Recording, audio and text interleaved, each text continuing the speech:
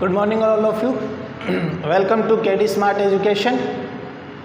सभी व्यूअर्स को और सब्सक्राइबर्स को रक्षाबंधन की हार्दिक शुभकामनाएं। जैसा कि आपको ज्ञात है, हमारी इंग्लिश की पहली टेंस की क्लास हुई थी, जिसमें हम लोगों ने प्रेजेंट सिंपल टेंस की बेसिक स्ट्रक्चर देखी थी कि मतलब कोई भी सेंटेंस हम प्रेजेंट सिंपल टेंस के थ्रू लिखेंगे तो वो कैसे लिखा जाएगा, जितने टाइप के सेंटेंस होते हैं 4 टाइप के, वो सारे कैसे लिखे जाएंगे।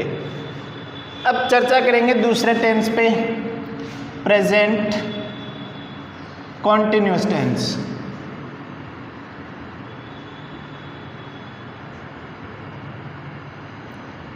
Present continuous tense. पहले लेक्चर में जो प्रेजेंट सिंपल की बेसिक रिक्वायरमेंट्स देखी थी, इसमें थोड़ा बहुत प्रेजेंट कंटिन्यूअस देखेंगे, फिर दोनों के यूज़ का कंपैरिजन करेंगे, क्योंकि टेंस को पढ़ने के लिए सबसे बेस्ट मेथड होता है उनका कंपैरिजन करना। ठीक है भाई, तो इसमें हम ऐसे ही कंपैरिजन करके पढ़ेंगे एक एक टेंस को। तो आज के लेक्चर में पहले थोड़ा प्रेजेंट कंटिन्यूअस टेंस समझते हैं, फिर उसके बाद दोनों का कंपैरिजन करते हैं कि यूसेज क्या होता है। प्रेजेंट कंटिन्यूअस टेंस की मैं डेफिनेशन की बात करूं तो डेफिनेशन क्या होती है कि कोई भी स्पीकर जब बोलता है या कोई ऑडियंस सुनता है या लिखते टाइम जो भी काम हो रहा है, जितनी भी घटनाएं हो रही है, वो सारी कौन से टेंस के अंतर्गत आती है? प्रेजेंट कॉन्टिन्यूअस टेंस में। यानी वक्ता के बोलते समय, वक्ता के बोलते समय हुई सारी घटनाएं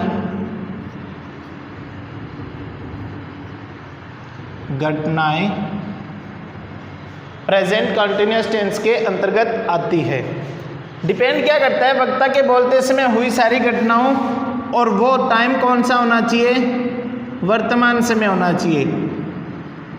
पास्ट की बात नहीं कर रहे हैं हम लोग, वर्तमान समय की बात कर रहे हैं। वर्तमान समय में वक्ता जो भी बोलेगा और ऑडियंस जो भी सुनेगी या लिखेगी, वो सारी घटनाएं प्रेजेंट कॉन्टिन्यूअस टेंस के अंतर्गत आती है। और प्रेजेंट सिंपल टेंस के अंतर्गत वर्तमान समय में हुई सारी रेगुलर और इरेगुलर एक्शंस कौन से टेंस में आती है? प्रेजेंट सिंपल टेंस में। ठीक है भाई। दूसरी बात करूं मैं इनकी हेल्पिंग वर्ब की। इसकी हेल्पिंग वर्ब होती है भाई, क्या होती है? इसकी हेल्पिंग वर्ब होती है इज, एम और आर। इज, एम और आर। और मेन वर्ब क्या होगी? सबको पता है मेन वर्ब क्या होती है। इज, एम, आर अपने साथ एक्टिव वॉइस में हमेशा कौन सी फॉर्म लेते हैं? वर्ब की फोर्थ फॉर्म, जो कि क्या होती है? First form plus ING form. कौन सी फॉर्म होती है? First form plus ING form. Recap करते पीछे का, डेफिनेशन बता दी मैंने प्रेजेंट सिंपल की। हेल्पिंग वर्ब उसमें डू और डज होती है, जो कि कभी भी सिंपल सेंटेंसेस में काम नहीं आती है। और मेन वर्ब उसमें वर्ब की फर्स्ट फॉर्म या फिफ्थ फॉर्म होती है, जो कि सिर्फ सिंपल सेंटेंस के लिए होती है। नेगेटिव सेंटेंस, इंटेरोगेटिव और इंटेरोगेटिव नेगेटिव सेंटेंसेस के लिए उसमें यानी प्रेजेंट सिंपल टेंस में मेन वर्ब हमेशा वर्ब की फर्स्ट फॉर्म होती है।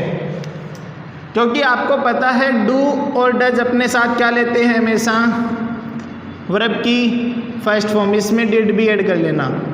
डू, डज और डिड हमेशा अपने साथ वर्ब की फर्स्ट फॉर्म लेते हैं। इज, एम, आर या शॉर्ट में लिखूँ तो बी। बी अपने साथ एक्टिव में फोर्थ फॉर्म लेता है और पैसिव में अपने साथ थर्ड फॉर्म लेता है। बी अपने साथ एक्टिव में तो लेता है फोर्थ फॉर्म यानी आईएनजी वाला फॉर्म, और थर्ड फॉर्म किस में लेता है? पैसिव में। और वहीं मैं बात करता हूँ हैव की। हैव अपने साथ हमेशा थर्ड फॉर्म लेता है, चाहे वो एक्टिव वॉइस हो और चाहे वो पैसिव वॉइस हो। ठीक है भाई, ये आपको तीनों चीज़ें ध्यान में रखनी है। डू, डज, डिड हमेशा वर्ब की फर्स्ट फॉर्म लेंगे, हमेशा फर्स्ट फॉर्म लेते हैं, चाहे वो पैसिव हो चाहे एक्टिव हो। यही रीज़न है कि डू, डज और डिड का यूज़ हम पैसिव सेंटेंसेस में नहीं करते हैं, क्योंकि ये अपने साथ हमेशा फर्स्ट फॉर्म को लेते हैं। बी मतलब इज, एम, आर, वॉज, वर अपने साथ हमेशा वर्ब की फोर्थ फॉर्म लेते हैं। वो कब लेंगे? जब सेंटेंस एक्टिव वॉइस में होगा। और थर्ड फॉर्म कब लेंगे? जब सेंटेंस पैसिव वॉइस में होगा। और हैव हमेशा अपने साथ क्या लेता है? वर्ब की थर्ड फॉर्म, चाहे सेंटेंस एक्टिव हो चाहे सेंटेंस पैसिव हो। ये बात हो गई। अलग टॉपिक पे आते हैं वापस। प्रेजेंट कंटिन्यूअस टेंस में helping verb is MR, main verb verb की फोर्थ फॉर्म प्लस आईएनजी। अब कई बच्चों के मन में डाउट होगा कि सर क्या प्रेजेंट कंटिन्यूअस टेंस भी प्रेजेंट सिंपल टेंस की तरह बिहेव करता है क्या? मतलब क्या होता है कि ऐसा हो सकता है क्या प्रेजेंट कंटिन्यूअस टेंस के सिंपल सेंटेंस में हेल्पिंग वर्ब का यूज़ करें ही नहीं? तो ये बात सिर्फ प्रेजेंट सिंपल और पास्ट सिंपल के लिए लागू होती है। प्रेजेंट सिंपल और पास्ट सिंपल के लिए लागू होती है, क्योंकि इन दोनों टेंस में कभी भी सिंपल सेंटेंस में हेल्पिंग वर्ब का यूज नहीं होता है। प्रेजेंट सिंपल और पास्ट सिंपल के सिंपल सेंटेंसेस में कभी भी हेल्पिंग वर्ब का यूज़ नहीं होता है। पर एक कंडीशन मैंने बताई थी पिछले लेक्चर में, अगर वर्ब को एम्फेसाइज करने की बात हो, वर्ब को एम्फेसाइज करने की बात हो तो किसका यूज़ करेंगे? हेल्पिंग वर्ब का यूज़ करेंगे। ठीक है भाई। तो इसमें चाहे सेंटेंस आपका सिंपल हो, चाहे नेगेटिव हो, चाहे इंटेरोगेटिव हो और चाहे इंटेरोगेटिव नेगेटिव हो, चारों टाइप के सेंटेंस में हेल्पिंग वर्ब भी आएगी और मेन वर्ब भी आएगी। एक चीज़ और आप यहाँ से ध्यान रखो, तो ये चीज़ आपको ध्यान रखना है कि वर्ब की आईएनजी फॉर्म, वर्ब की कौन सी फॉर्म भाई? आईएनजी फॉर्म कभी भी बिना हेल्पिंग वर्ब के नहीं आएगी और वर्ब की थर्ड फॉर्म कभी भी बिना हेल्पिंग वर्ब के नहीं आएगी। सिर्फ इंग्लिश ग्रामर में वर्ब का दो ही फॉर्म ऐसा है, वर्ब की थर्ड फॉर्म और वर्ब की फोर्थ फॉर्म, जिनको हेल्पिंग वर्ब की ज़रूरत होती है। वर्ब की फर्स्ट फॉर्म बिना हेल्पिंग वर्ब के आ सकती है, वर्ब की सेकंड फॉर्म बिना हेल्पिंग वर्ब के आ सकती है और वर्ब की फिफ्थ फॉर्म भी बिना हेल्पिंग वर्ब के आ सकती है। सिर्फ दो ही वर्ब ऐसी है, वर्ब की थर्ड फॉर्म और वर्ब की फोर्थ फॉर्म, इनको हमेशा अपने साथ एक हेल्पिंग वर्ब की ज़रूरत पड़ती है। यहाँ तक सबको क्लियर होगा भी? आगे चलते हैं। आगे देखो,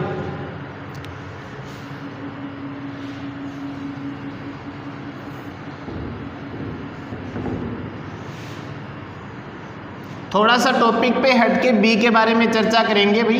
बी और हैव के बारे में मैं आपको थोड़ा सा बता देता हूँ।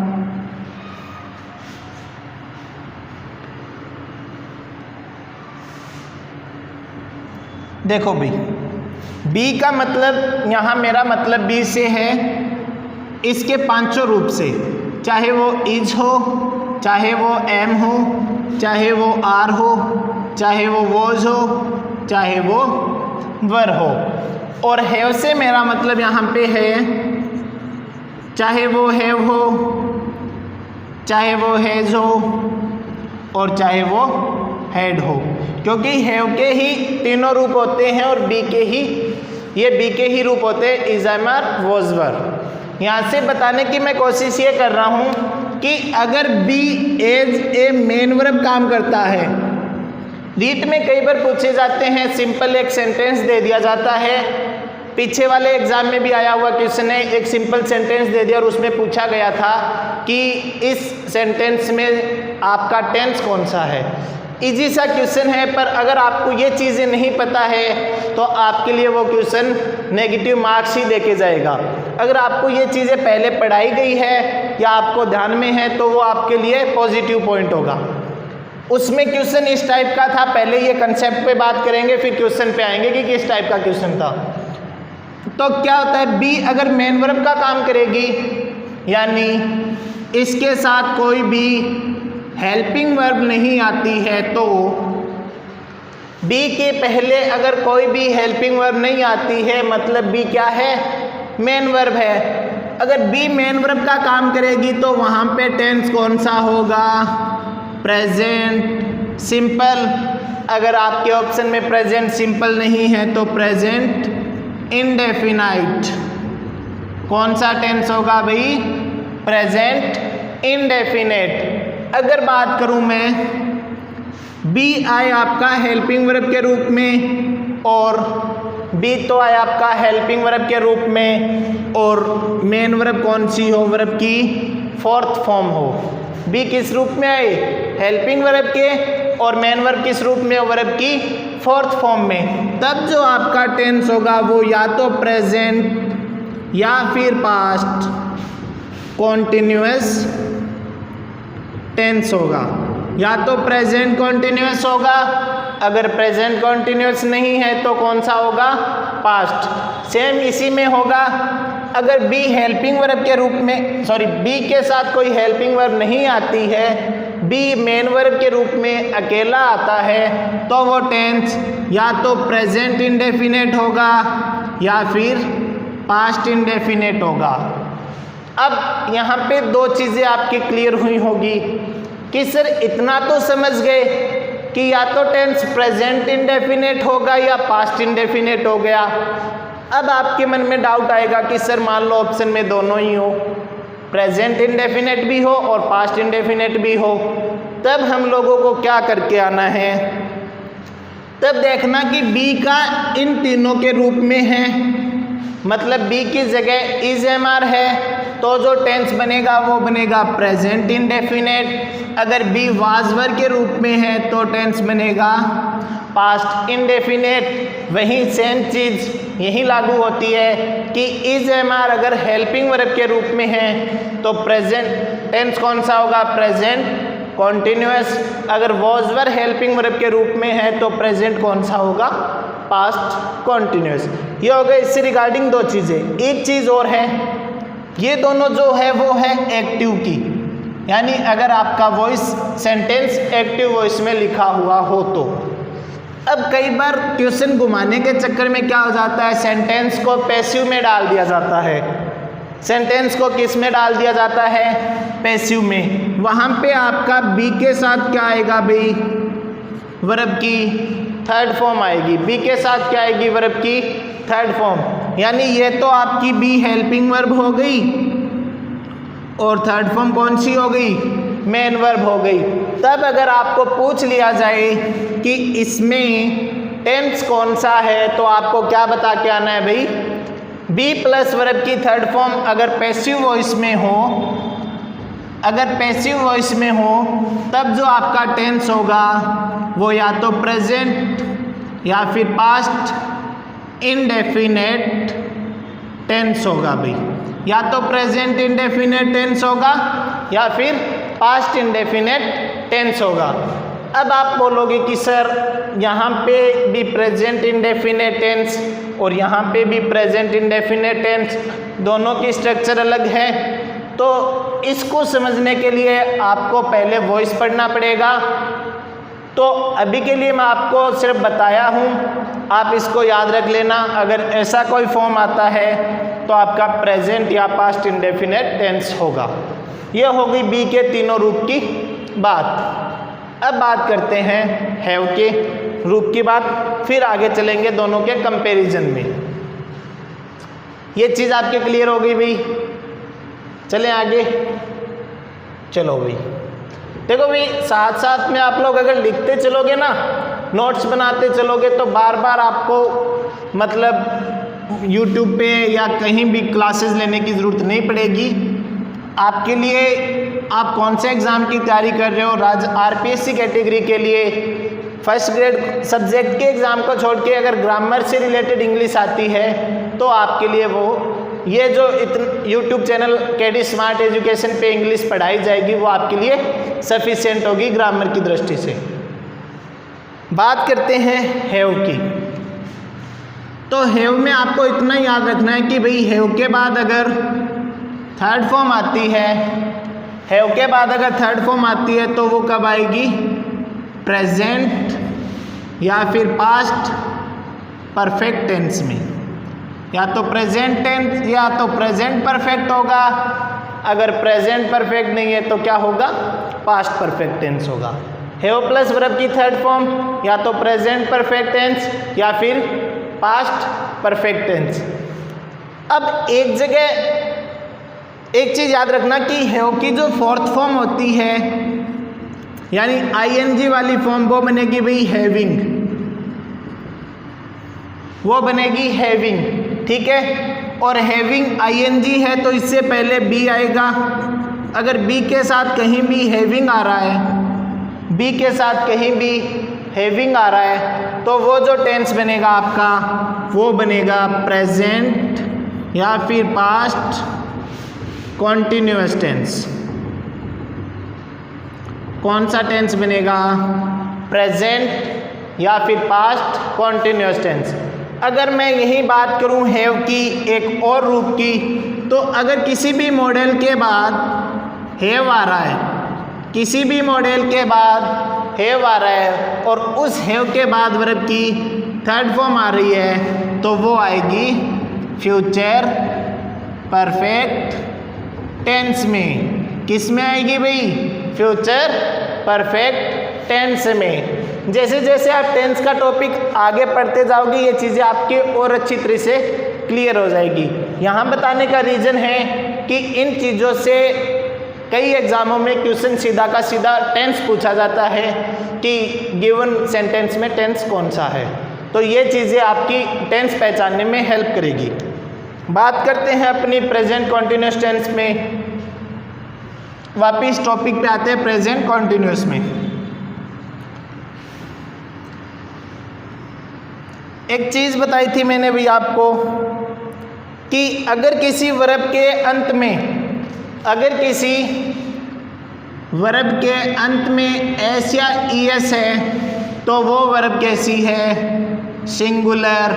अगर वर्ब सिंगुलर है तो, अगर वर्ब सिंगुलर है तो सब्जेक्ट भी कैसा? कैसा भाई? सिंगुलर। अगर वर्ब सिंगुलर है तो सब्जेक्ट भी कैसा? सिंगुलर। अगर वर्ब अपने रूट फॉर्म में है, रूट फॉर्म का मतलब उसके साथ न तो एस जुड़ा है और न ही ईएस जुड़ा है, तब जो वर्ब होगी वो होगी प्लूरल रूप में। और अगर वर्ब प्लूरल है तो, वर्ब प्लूरल है तो भाई सब्जेक्ट भी कैसा? सब्जेक्ट भी प्लूरल होगा। अगर वर्ब के अंत में एस या ईएस जुड़ा है तो वर्ब कैसी? सिंगुलर। और सब्जेक्ट भी कैसा लेगी? सिंगुलर। अगर वर्ब के लास्ट में कुछ नहीं जुड़ा तो वर्ब कैसी? प्लूरल। और सब्जेक्ट कैसा लेगी? प्लूरल। इसी चीज़ को मैं अप्लाई करता हूँ अपनी प्रेजेंट कॉन्टिन्यूअस टेंस की हेल्पिंग वर्ब में। इज, एम और आर। एम का सबको पता होता है कि आई के साथ आएगी, बच गया कौन सा? इज और आर। इज में देखो लास्ट में क्या है? एस। और यहाँ भी क्या है? एस। तो इज अपने साथ क्या लेगी?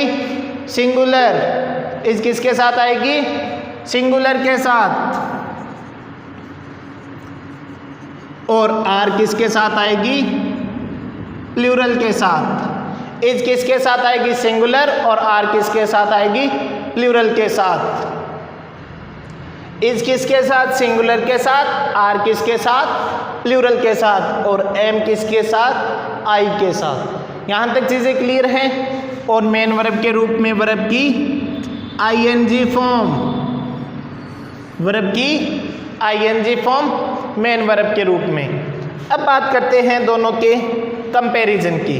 क्वेश्चन आएगा कंपैरिजन से, तो अपने को पढ़ना पड़ेगा दोनों का कंपैरिजन। एक तो टेंस पढ़ाने का तरीका क्या होता है भी कि पहले प्रेजेंट सिंपल पढ़ाया आपको पूरा, फिर प्रेजेंट कॉन्टिन्यूअस पढ़ाया, फिर परफेक्ट, फिर आगे ऐसे 12 के 12 टेंस पढ़ लिए। अगर आप दो टेंस में कंपैरिजन नहीं कर पाओगे तब तक आप क्वेश्चन नहीं कर पाओगे भाई। अब करते हैं comparison. Present simple versus present continuous. Present simple versus present continuous tense. Present simple versus present continuous tense. कब प्रेजेंट सिंपल यूज होगा, कब प्रेजेंट कॉन्टिन्यूअस यूज होगा। पहला चीज देखो भी इसमें, अगर कोई भी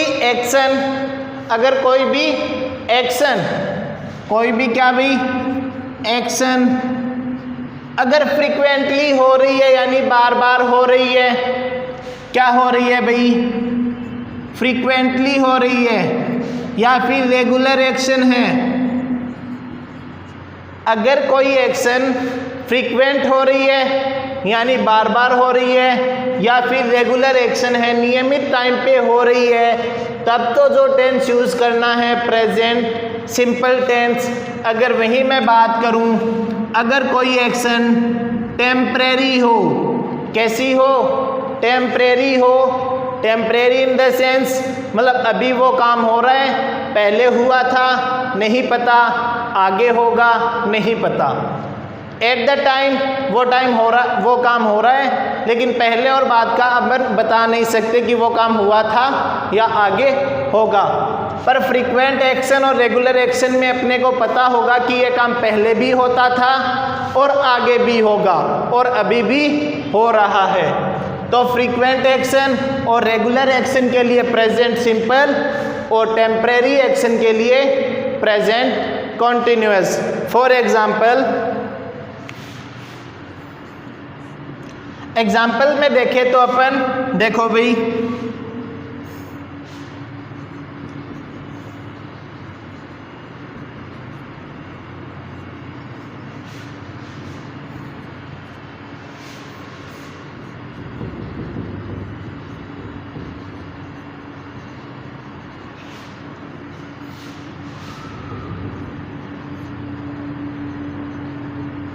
The earthquake come in Japan every month।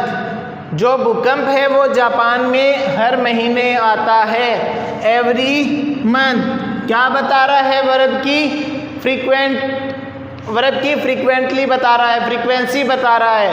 और कैसी फ्रीक्वेंसी है, रेगुलर, यानी महीने में एक बार भूकंप पहले भी आता था, महीने में एक बार भूकंप आगे भी आएगा। तो इस टेंस में मतलब इस सेंटेंस में कौन सा टेंस यूज करोगे, कौन सा टेंस यूज करना है, प्रेजेंट सिंपल। तो अब प्रेजेंट सिंपल तो आपने टेंस पहचान लिया, पर यूज कैसे करोगे। द अर्थक्वेक क्या है भाई, सिंगुलर है ना, सिंगुलर हो गया। और ये जो वाक्य है वो कैसा है, कैसा वाक्य है, सिंपल। और सिंपल सेंटेंस में आपको पता है हेल्पिंग वर्ब आएगी नहीं, और मेन वर्ब क्या आती है, फिफ्थ फॉर्म या फर्स्ट फॉर्म। तो सिंगुलर सब्जेक्ट के साथ क्या आएगा, कम्स। सिंगुलर सब्जेक्ट के साथ क्या आएगा, कम्स। दूसरा एग्जाम्पल देखो,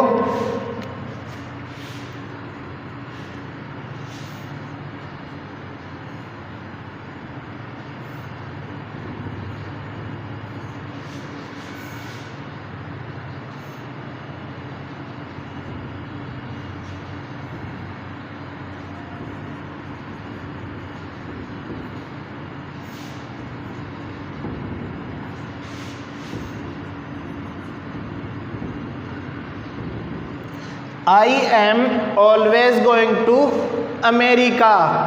I am always going to America। अब देखो इसमें सब्जेक्ट आई, ठीक है, आई के साथ आपने देखा एम सही है और एम है तो आईएनजी फॉर्म भी सही है।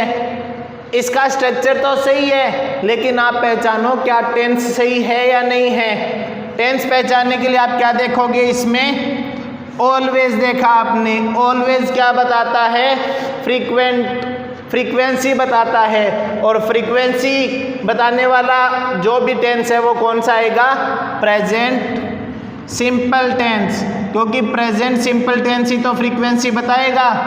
जो फ्रीक्वेंट एक्शन है वो किस में होगी, प्रेजेंट सिंपल में, और जो टेम्पोररी एक्शन है वो किस में होगी, प्रेजेंट कॉन्टिन्यूअस में। तो इसमें फिर क्या आएगा भी, एम गोइंग हटेगा और क्या आएगा, आई ऑलवेज, आई के साथ क्या आएगा, go.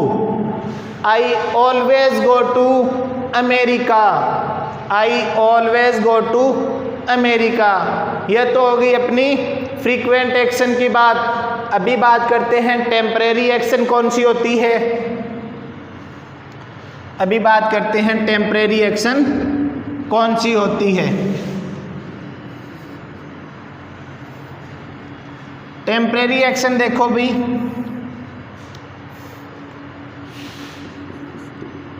I study English now, I study English now. He goes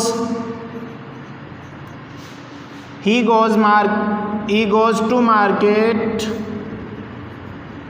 he goes to market today, he goes to market today। अब देखो इसमें क्या बता रहा है भाई, कौन सी एक्शन आपको देखनी है। अगर फ्रीक्वेंट एक्शन है या रेगुलर एक्शन है तो प्रेजेंट सिंपल, अगर टेम्परेरी एक्शन है तो पास्ट सिंपल।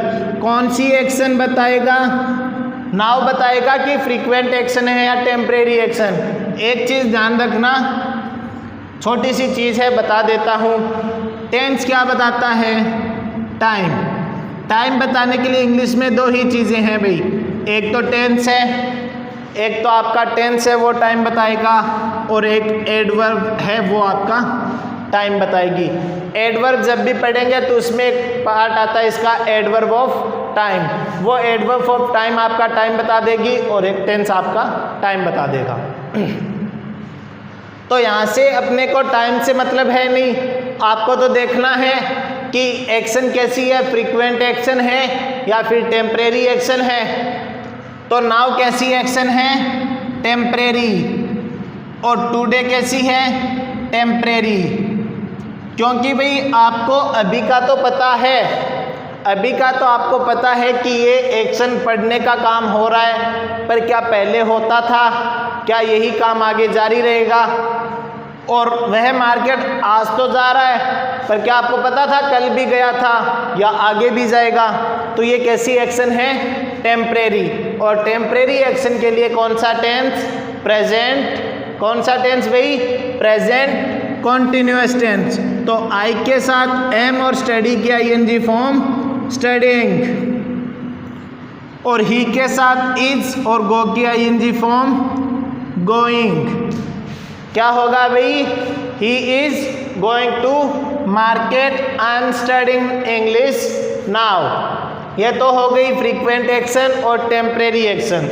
उम्मीद करते हैं आपको समझ में आया होगा। अब बात करते हैं यहाँ से आगे।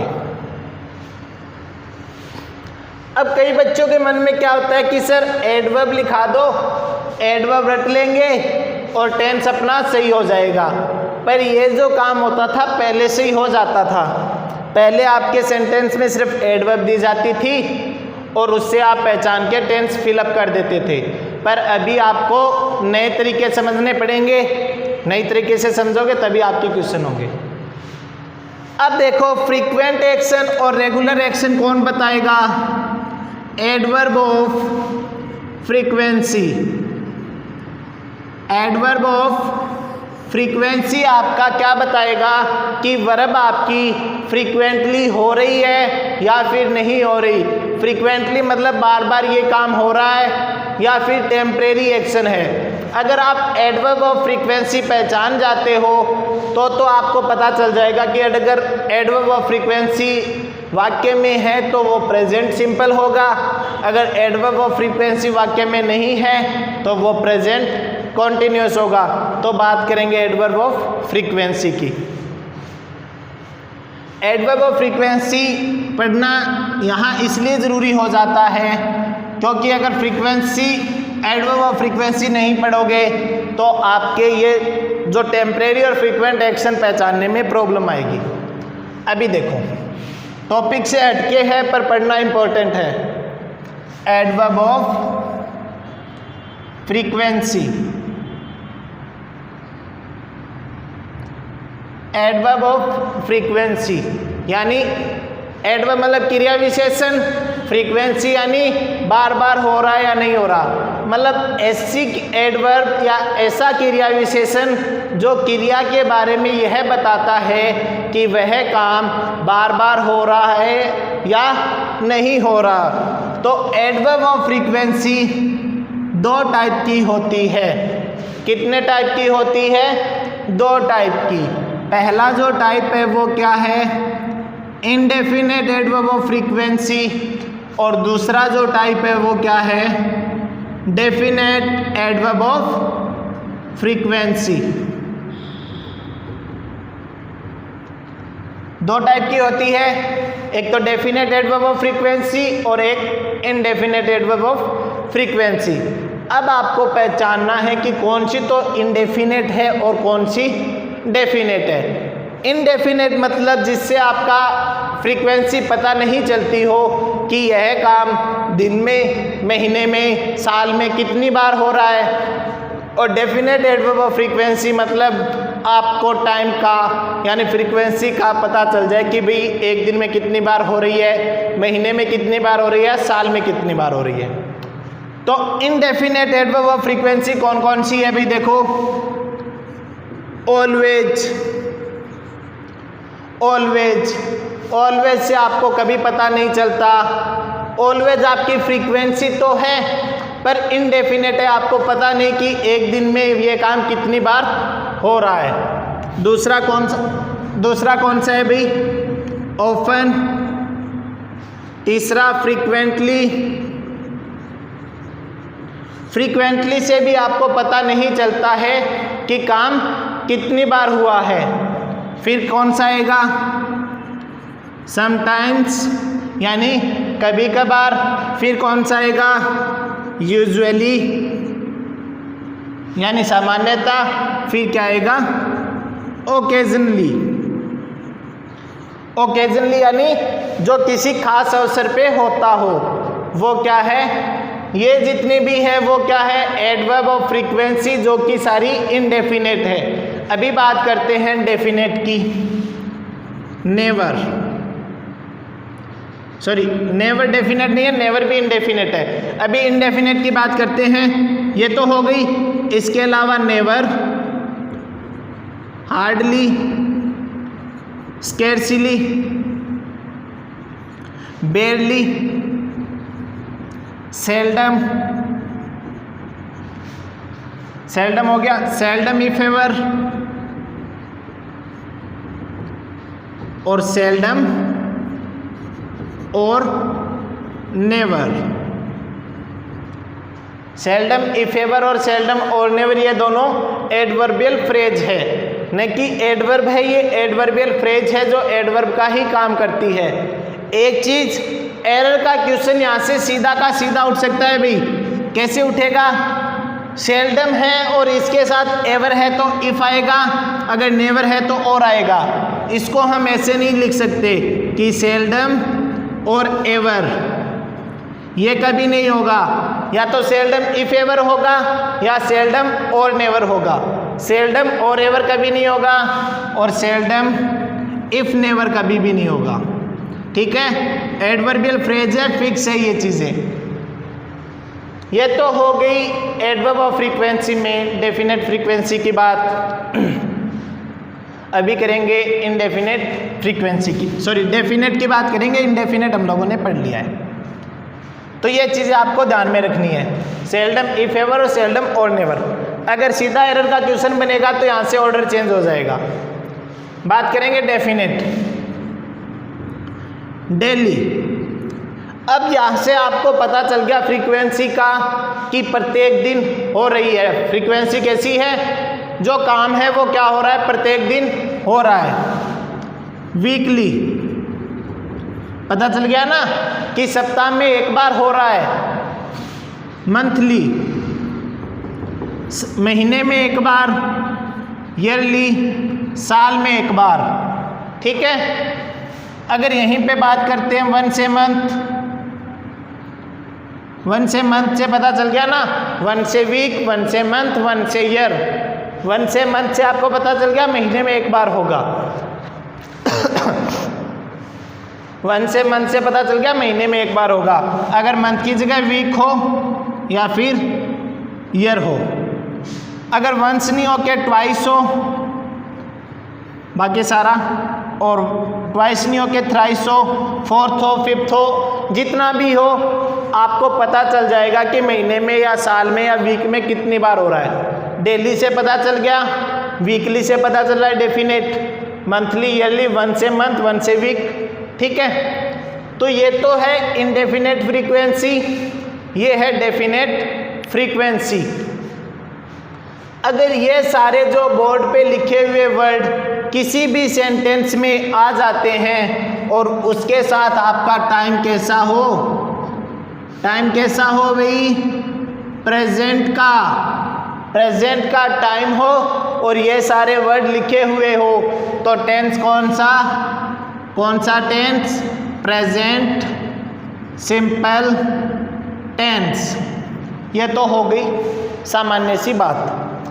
अब कईयों को लगता होगा कि सर यहाँ से क्वेश्चन तो पहले पूछे जाते थे अब नहीं पूछे जाते, तो आप भी सही हो अपनी जगह। यहाँ से अगर क्वेश्चन सीधा पूछा जाए तो आपको बता दिया मैंने, क्वेश्चन घूमेगा तो कैसे भाई, जो इनडेफिनेट फ्रीक्वेंसी है वो सेंटेंस में मेन वर्ब के ठीक पहले आती है अभी, just before of main verb, यानी मेन वर्ब के ठीक पहले आएगी। अगर वहीं बात करूं मैं डेफिनेट की, तो ये क्या आएगी लास्ट में, किसके, सेंटेंस के लास्ट में आएगी। क्वेश्चन बन गया एरर का, क्या क्वेश्चन बना कि अगर इनडेफिनेट फ्रीक्वेंसी है तो मेन वर्ब से पहले, ठीक पहले, हेल्पिंग वर्ब से नहीं, मेन वर्ब से जस्ट पहले, और अगर डेफिनेट है तो लास्ट में सेंटेंस के। अगर ये सारे वर्ड है तो टाइम प्रेजेंट हो तो प्रेजेंट सिंपल, अगर इसके अलावा कोई भी एक्शन है वो कौन सी एक्शन होगी, टेम्परेरी एक्शन। यहाँ तक चीज़ें क्लियर है भाई।